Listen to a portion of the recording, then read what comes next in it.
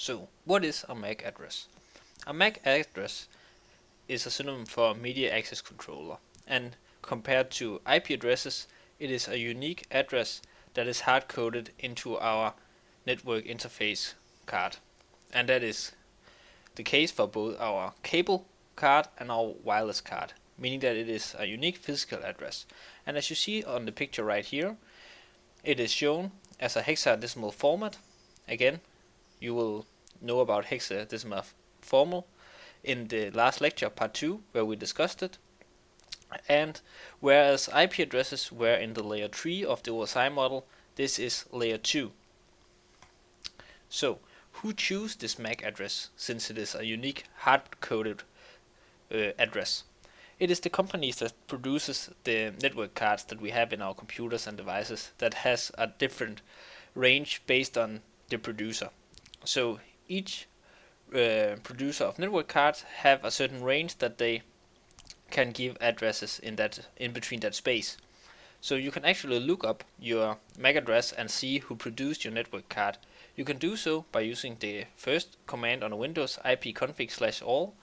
That will give you this physical address right here. Then you can copy this address and enter this URL right here, and then you will see similar information like this. So here I see what company produced it, what address they have, and what range of MAC addresses they are capable to give. So this is a quick way to look up some more information about your network card and what range is used by that company. So what is this MAC address used for? Without the MAC addresses, our computer would not be able to identify themselves on a network before they get an IP. That means that when you set up your network for the first time and you just take your computers and couple them into your routers or switches, no IPs has been distributed. So no devices really know who the other devices are. So in order to get the IPs, your device will most likely ask your router or DHCP for IP, and then it will reply with an IP that is free on this network, and then your computer will simply say, fine, I will take this IP, and then the DHCP will notify that. But in order for that communication to happen, the router and device need to understand who each other are, so they will use the MAC addresses. So until the IP is defined, it is the MAC address that is used to communicate between.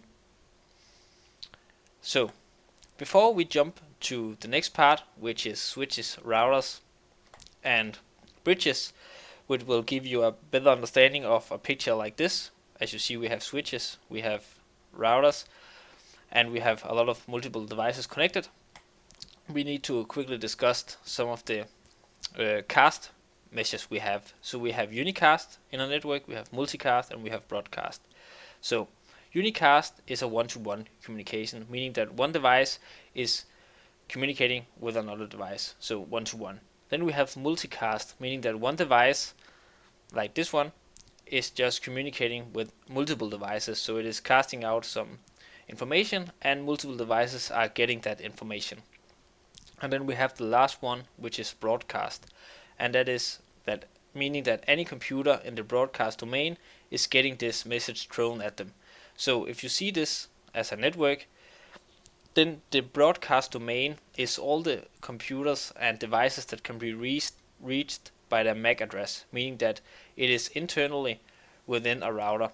So, for example, in this one right here, we have a router right here, and then we have a lot of devices. So a broadcast of all these devices could be able to reach each other, but they will not be able to reach the devices on the internet because they are simply not in the broadcast domain, because they can't simply be reached by their MAC address. They will need to be reached through the router and then the public IP of whatever router or destination they have. So now that we know about IP addresses, MAC addresses, and the different cast measures, it is time to move over to switches, routers, bridges, and I will see you in the next lecture.